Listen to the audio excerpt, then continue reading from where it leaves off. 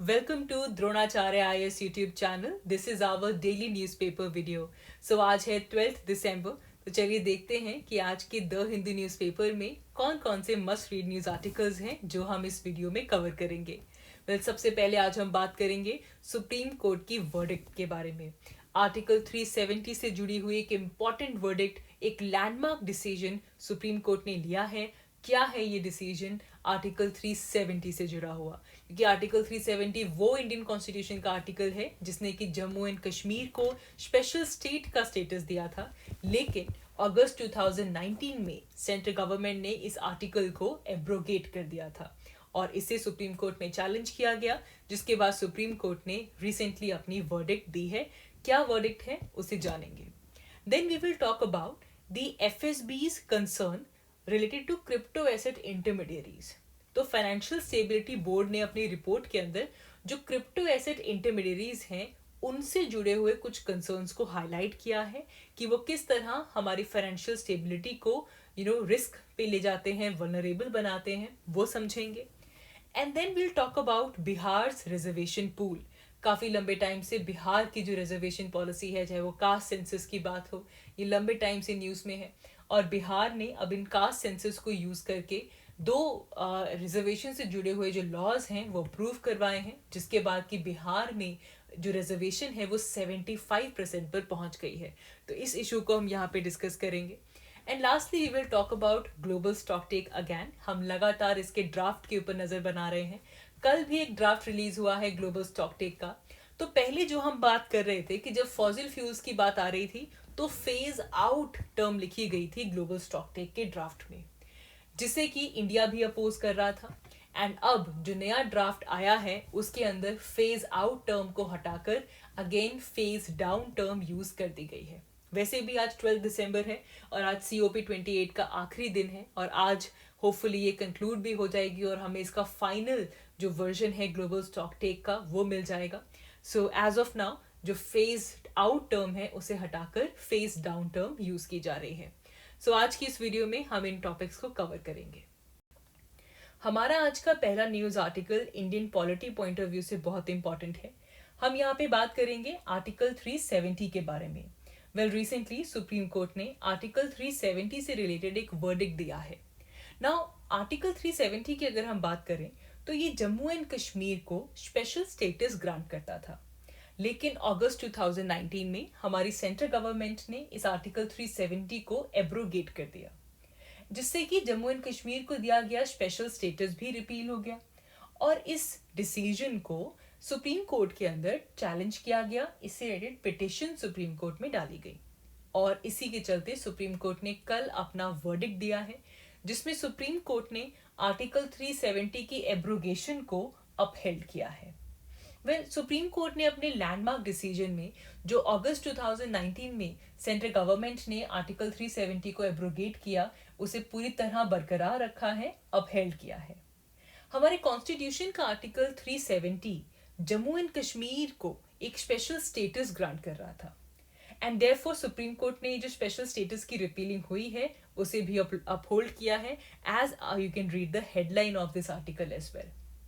Now इस judgment के की पॉइंट्स की अगर मैं बात करूं जो कि इस आर्टिकल में मेंशन है, तो सुप्रीम कोर्ट ने ये भी क्लियर किया कि प्रेसिडेंट के पास पावर है जिससे कि वो आर्टिकल 370 को एब्रोगेट कर सकते हैं, उसे भी सुप्रीम कोर्ट ने क्लियरली अपहोल्ड किया है। एंड साथ ही में जो 2019 में हमारे सेंट्रल गवर्नमेंट ने डिसीजन लिया है, सुप्रीम कोर्ट ने कहा कि ये बहुत ही ग्रेजुअली और बहुत ही कोलैबोरेटिव एक्सरसाइज के बाद लिया गया है। पूरे 70 साल से ज़्यादा हो गए जब हम जम्मू एंड कश्मीर को यूनियन के साथ इंटीग्रेट कर रहे हैं, कि कोई जल्दबाजी में लिया गया डिसीजन नहीं है, ये ग्रेजुअल और एक कोलैबोरेटिव एक्सरसाइज के बाद लिया गया है। जम्मू एंड कश्मीर को जो आर्टिकल 370 के थ्रू स्पेशल स्टेटस मिला, उससे जम्मू एंड कश्मीर को अलाउ किया गया कि वो अपना खुद का कॉन्स्टिट्यूशन उनके पास हो सकता है, उनका खुद का स्टेट फ्लैग हो सकता है और उनके पास एक इंटरनल अथॉरिटी थी रिलेटेड टू देयर स्टेट, जिसे लेकर सुप्रीम कोर्ट ने कहा कि जम्मू एंड कश्मीर का जो कॉन्स्टिट्यूशन है ये पूरी तरह से रिडंडेंट और इनऑपरेटिव हो चुका है। साथ ही में सेंट्रल गवर्नमेंट को सुप्रीम कोर्ट ने डायरेक्शंस दिए कि वो जल्द से जल्द जम्मू एंड कश्मीर की स्टेटहुड को रिस्टोर करें और इलेक्शन कमीशन को ये हिदायतें दी कि वो जल्द से जल्द जम्मू एंड कश्मीर की जो असेंबली पोल्स हैं वो वहां पे कंडक्ट करवाएं। जब जम्मू एंड कश्मीर से जुड़ा हुआ आर्टिकल 370 को एब्रोगेट किया गया, तभी जम्मू एंड कश्मीर को UT of Jammu and Kashmir and UT of Ladakh के अंदर बाइफरकेट किया गया, जिसे लेकर इस कार्विंग आउट को भी, जो यूटी ऑफ लद्दाख और जेएनके जो अलग अलग हुआ है, इस कार्विंग आउट को भी सुप्रीम कोर्ट ने अपहोल्ड किया है। और कोर्ट ने यह भी कहा है that they will not examine the permissibility of reorganising the state into different UTs. तो साथ ही में जम्मू एंड कश्मीर की स्टेट लेजिस्लेटिव असेंबली को डिसॉल्व किया गया एंड सब्सिक्वेंटली जो प्रेसिडेंट रूल है, it did not deter the court कि किसी भी तरह का यहाँ पे इनवैलिडेशन किसी भी फॉर्म में नहीं हुई है। जम्मू एंड कश्मीर जब से इंडिया का हिस्सा बना है, तब से ही जम्मू एंड कश्मीर की सॉवरेनिटी इंडिया की सॉवरेनिटी बन चुकी है। जम्मू एंड कश्मीर के पास अपनी खुद की कोई एलिमेंट ऑफ सॉवरेनिटी नहीं है, because instrument of accession India के साथ जम्मू एंड कश्मीर का अक्टूबर 1947 में हो चुका था, तो जिसके बाद जम्मू एंड कश्मीर की खुद की सॉवरेनिटी के कोई मायने नहीं है। ये कहते हुए सुप्रीम कोर्ट ने जम्मू एंड कश्मीर का स्पेशल स्टेटस जो रिपील किया गया है, इस डिसीजन को अपहोल्ड किया है। यहाँ पे आज हम इस वीडियो में इतनी बात करेंगे इसकी, बिकॉज आप अपनी जो वीकली करंट अफेयर क्लासेस होती हैं वहाँ पे और डिटेल में जानेंगे कि आर्टिकल 370 है क्या, पूरी हिस्ट्री क्या है, पूरा महाराजा हरी सिंह से लेकर जब तक ये हमारा टेम्परेरी क्लॉज आर्टिकल 370 कॉन्स्टिट्यूशन में ऐड हुआ, इसका पूरा जो बैकग्राउंड है आप वो अपनी वीकली करंट अफेयर क्लासेस में बहुत डिटेल के अंदर कवर करेंगे। तो यहाँ से ये बहुत इंपॉर्टेंट था आपके लिए जानना कि इसे चैलेंज किया गया था, लेकिन इस चैलेंज में सुप्रीम कोर्ट ने अपने वर्डिक्ट के अंदर आर्टिकल 370 की एब्रोगेशन को पूरी तरह से अपहेल्ड किया है। आगे बढ़ते हैं। तो रिसेंटली एक इम्पॉर्टेंट इंटरनेशनल ऑर्गेनाइजेशन जिसका नाम है फाइनेंशियल स्टेबिलिटी बोर्ड, इन्होंने अपनी रिपोर्ट रिलीज की, जिसके अंदर क्रिप्टो एसेट के जो इंटरमीडियरीज हैं उससे जुड़े हुए कंसर्न्स इन्होंने रेज किए और इस चीज के ऊपर फोकस किया कि when it comes to these kind of crypto asset intermediaries, तो जो क्रॉस बॉर्डर कोऑपरेशन है उसे हमें एनहांस करना होगा। इंफॉर्मेशन शेयरिंग जो है, चाहे वो लोकल अथॉरिटी से लेकर अगर आप बड़े लेवल पे जाएं, नेशनल लेवल पे जाएं, इंटरनेशनल लेवल पे जाएं, तो इस इंफॉर्मेशनल शेयरिंग को भी हमें एनहांस करना होगा, ताकि ये जो क्रिप्टो एसेट्स के बीच में जो गैप्स हैं हम उन्हें एड्रेस कर सके, हम उन्हें रेगुलेट कर सके। वेल, इस रिपोर्ट के अंदर काफ़ी सिवियरली ये जो क्रिप्टो एसेट इंटरमीडियरीज हैं इनसे जुड़े हुए रिस्क को हाईलाइट किया गया कि ये डिफरेंट एक्टिविटीज अपने ही प्लेटफॉर्म के ऊपर कंबाइन करते हुए जा रहे हैं। ना यहाँ पे ये जो क्रिप्टो एसेट इंटरमीडियरीज हैं, ये बेसिकली ऐसे फर्म्स हैं जो कि अलग अलग तरह की क्रिप्टो से जुड़ी हुई सर्विसेज ऑफर करते हैं, प्रोडक्ट्स ऑफर करते हैं, फंक्शंस ऑफर करते हैं, जो कि प्राइमरीली जिनका बेसिक एम क्या है कि वो एक ट्रेडिंग प्लेटफॉर्म के जैसे ऑपरेट करते हैं, जैसे कि बाइनेंस था, बिटफिनिक्स था, कॉइनबेस था। ये सब क्या है, इनका मेन ये कैसे शो करते हैं कि ये एक ट्रेडिंग प्लेटफॉर्म है, लेकिन इसी के साथ साथ ये और भी बहुत सारी क्रिप्टो बेस्ड सर्विसेज जो है वो ऑफर करती हैं। अब यहाँ पे अगर आप देखो, जो हमारा ट्रेडिशनल फाइनेंशियल सिस्टम है वो ऐसे वर्क करता है कि हर एंटिटी का एक सेपरेट फंक्शन होना चाहिए, ताकि किसी भी तरह का कॉन्फ्लिक्ट ऑफ इंटरेस्ट ना हो और जो मार्केट की इंटेग्रिटी है वो भी प्रोमोटेड रहे, जो इन्वेस्टर है वो भी पूरी तरह से प्रोटेक्टेड रहे और एक फाइनेंशियल स्टेबिलिटी बनी रहे। लेकिन हमारे जो करंटली जो क्रिप्टो एसेट इंटरमीडियरीज हैं, they are aspiring to be that one stop shop, कि जब भी आप क्रिप्टो बेस्ड सर्विसेज की बात करें तो यही जो ट्रेडिंग प्लेटफॉर्म जो है वही हर तरह की सर्विसेज प्रोवाइड कर रहे हैं। They are extending beyond the trading, जिसमें कोई प्रीपेड डेबिट कार्ड देना हो, लेंडिंग हो या किसी और तरह की सर्विसेज हो जो कि क्रिप्टो से जुड़ी हैं, वो सब वो उसी प्लेटफॉर्म के ऊपर ऑफर कर रही हैं। अब इसमें दिक्कत की बात क्या है? देखिए, जब आप ये क्रिप्टो एसेट इंटरमीडियरीज की बात करते हैं तो सबसे बड़ा प्रॉब्लम ये है कि यहाँ पे ट्रांसपेरेंसी का इशू है। जो इनका कॉर्पोरेट सेक्टर है उसमें ट्रांसपेरेंसी नहीं है। जो प्राइवेट ओनरशिप है उससे समझ में नहीं आता कि इनकी वर्नेबिलिटीज क्या हैं, इकोनॉमिक मॉडल्स कैसा फॉलो कर रहे हैं, किस तरह की एक्टिविटीज हैं, ये क्लियरली ट्रांसपेरेंटली सामने नहीं आती हैं। पब्लिकली भी बहुत कम इंफॉर्मेशन ये डिस्क्लोज करते हैं। ठीक है। एंड जो थोड़ी बहुत इंफॉर्मेशन आती है वो प्रेस कवरेज के थ्रू या फिर कहीं पे कोई कोर्ट फाइलिंग हुई है, कोई रेगुलेटरी एक्शन है, वहां से आती है। तो इसीलिए ओवर साइटिंग करना मुश्किल है और ये एक बड़ा चैलेंज है। अब देखें, अब ऐसा प्लेटफॉर्म जो ट्रेडिंग कर रहा था, अब वो डेबिट कार्ड भी दे रहा है, लोन्स भी दे रहा है, तो ऐसे केस के अंदर जो रिस्क मैनेजमेंट है वो काफ़ी पुअर हो रही है, जिसकी वजह से जो वनरेबिलिटी है वो और भी ज़्यादा बढ़ती जाती है। इस लैक ऑफ ट्रांसपेरेंसी की वजह से जो गवर्नेंस है वो प्रॉपरली नहीं हो पा रही है, एक अनप्रॉफिटेबल बिजनेस मॉडल की तरह ये आ रहा है। एंड यहाँ पे रोकने, हमें ध्यान देके रोकना होगा कि इससे हमारी जो फाइनेंशियल स्टेबिलिटी है उसे नेगेटिव शॉक्स नहीं मिलने चाहिए, क्योंकि रीसेंट एक्सपीरियंसेस भी ऐसे ही हुए हैं। बहुत से ऐसे क्रिप्टो एसेट फ्रेंडली बैंक्स जो थे, या तो वो फेल हो गए या फिर वो क्लोज हो गए, जो कि ये रिवील कर रहे हैं कि ये जो हमारे फर्म्स हैं, they are concentrating their deposits, and they are, जो फर्म्स हैं, they are exposing themself a lot, and they are completely relying on crypto assets. And इसीलिए इस रिपोर्ट में कहा गया है कि ये ग्लोबल फाइनेंशियल स्टेबिलिटी के लिए एक बड़ा थ्रेट है, एंड इसे लिमिट करना होगा।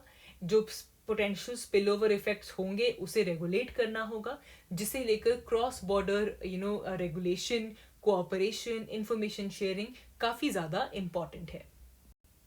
आगे बढ़ेंगे। हमारा जो अगला न्यूज़ आर्टिकल है वो बिहार के रिजर्वेशन पूल से रिलेटेड है।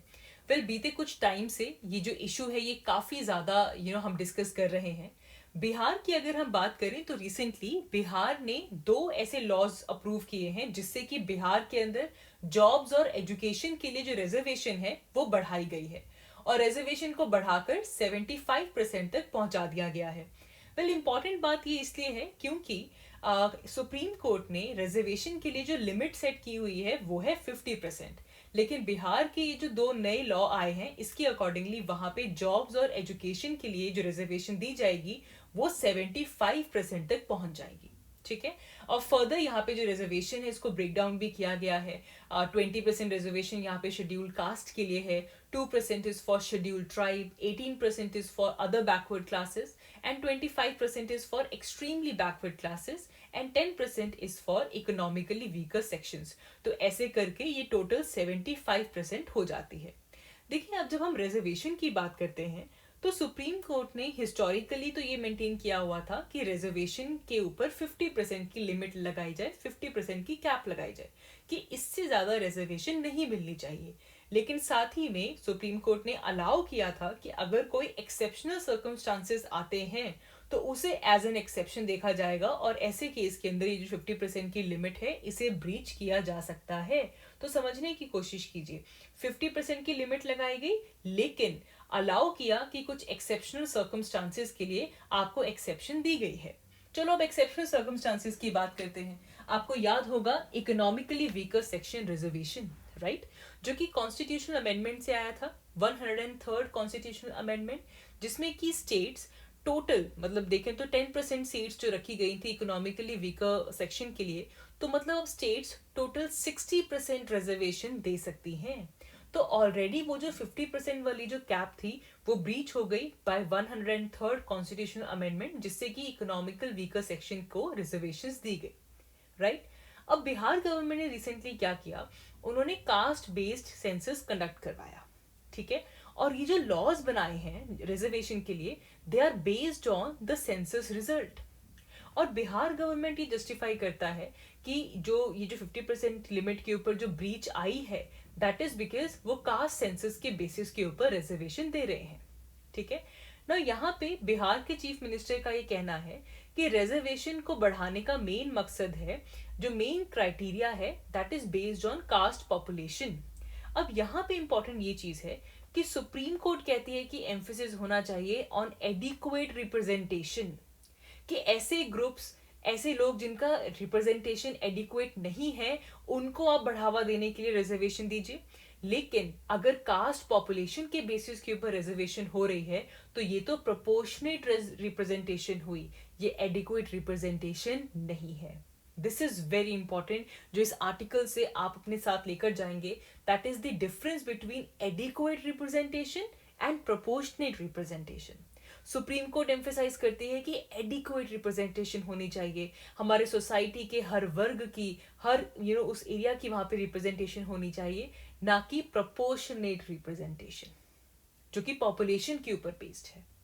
अच्छा, ये सिर्फ और सिर्फ बिहार की बात नहीं है। चलिए, अभी तो हम फिलहाल देख रहे हैं कि बिहार में 75% रिजर्वेशन यहाँ से हो जाएगी, लेकिन और भी बहुत सी स्टेट्स हैं जिन्होंने 50% की जो लिमिट है उसे ब्रीच किया है। लाइक फॉर एग्जाम्पल, अगर हम छत्तीसगढ़ की बात करें तो वहाँ पे 72% रिजर्वेशन दी जाती है। तमिलनाडु में 69% के करीब रिजर्वेशन है। नॉर्थ ईस्टर्न स्टेट्स में लगभग 80% के करीब रिजर्वेशन है। अच्छा, लक्षद्वीप में 100% रिजर्वेशन है शेड्यूल्ड ट्राइब्स के लिए। ठीक है, so it's not just Bihar, तो ये और भी बहुत स्टेट्स हैं जिन्होंने 50% की जो लिमिट है इसे ब्रीच किया है। इवन रिसेंटली महाराष्ट्र और राजस्थान ने भी अटेम्प्ट्स किए थे, लेकिन they were struck down by the court. तो ये जो बिहार के जो लॉज आए हैं, they are very likely to be challenged in Supreme court.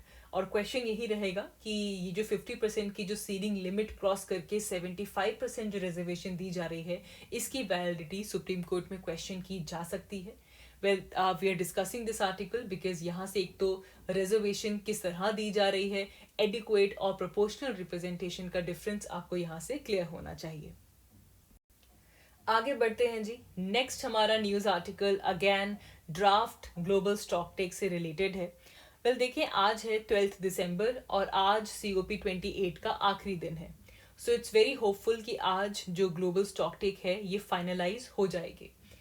अभी तक जो बोन ऑफ कंटेंशन था वो एक फ्रेज थी विच वॉज फेज आउट। ठीक है, जो लास्ट ड्राफ्ट था उसके अंदर कहा गया था कि फॉसिल फ्यूल्स को फेज आउट किया जाए, और हमने तब भी ये बात की थी कि ये जो इतनी स्ट्रॉन्गर लैंग्वेज यूज की जा रही थी अगेंस्ट कोल कि आप इसको कंप्लीटली फेज आउट कर दीजिए, इससे ऑब्जेक्ट किया था इंडिया ने। इंडिया के साथ साथ चाइना और इंडोनेशिया ने भी इस स्ट्रॉन्ग लैंग्वेज को ऑब्जेक्ट किया था। अब डेवलपमेंट क्या हुई है, अब उसके बाद कल मंडे को एक और ड्राफ्ट आया जिसके अंदर ये जो फ्रेज थी कि फेज आउट कर दीजिए फॉसिल फ्यूल्स को, इसे चेंज करके अब एम्फसाइज किया गया है rapid phase down of unabated coal. Now this is important, phase down, जो टर्म पहले से इंडिया सपोर्ट कर रहा था कि फेजिंग आउट ऐसे नहीं कि आप एकदम से बंद कर दो कि नहीं अब कोई यूज नहीं करेगा, नो, इसे धीरे धीरे धीरे हर कंट्री अपना अपना जो अनअबेटेड कोल का जो यूज है उसे धीरे धीरे रिड्यूस करे, फेज डाउन करे। ठीक है, सो हालांकि यहाँ पे नोट किया गया है कि फॉसिल फ्यूल्स को एलिमिनेट करने की जो नीड है that would be a very significant step. अगर हम क्लाइमेट चेंज के अगेंस्ट अपनी बैटल जो लड़ रहे हैं तो उसके लिए फॉसिल फ्यूल्स को एलिमिनेट करना होगा, लेकिन टर्म जो है स्ट्रॉन्गर टर्म फेज आउट की जगह अब rapid phase down term use की जा रही है। ठीक है, अब जो करंट टेक्स्ट है इसमें अर्ज किया जा रहा है कि जो कंट्रीज हैं उन्हें अपनी फॉसिल फ्यूल की कंजम्पशन और प्रोडक्शन दोनों रिड्यूस करनी चाहिए, ताकि बाय 2050 आते आते हर कंट्री नेट जीरो का जो टारगेट है उसे अचीव कर सके, चाहे वो ग्रीन हाउस गैस की कंजम्पशन हो या फिर प्रोडक्शन हो। ठीक है, एंड ऑल्सो जो फॉसिल फ्यूल बर्निंग है वहां से नियरली हमारी ग्रीन हाउस गैसेस की एमिशन 80% जो है वो फॉसिल फ्यूल की बर्निंग से आती है, और उसमें भी कोल का जो हिस्सा है दैट इज अप्रोक्सीमेटली 40%, राइट। तो इसीलिए इतना एम्फोसिस दिया जा रहा है फॉसिल फ्यूल्स के ऊपर, कोल के ऊपर। तो अगर हम चाहते हैं कि हमारा जो ग्लोबल टेम्परेचर इंक्रीज है उसे हम लिमिट कर सके, तो वो अगर हम हमारी इमिशंस को रिड्यूस करेंगे तभी पॉसिबल है। ठीक है, अगर 2019 के जो लेवल्स की हमने जो इमिशन की है उसका 43% हम रिड्यूस कर दें बाय 2030, ओनली देन हमारा जो ग्लोबल टेम्परेचर इंक्रीज है हम उसे लिमिट कर पाएंगे। अब ये जो इमिशंस हैं they are increasing despite the pledges to enhance the renewable energy infrastructure.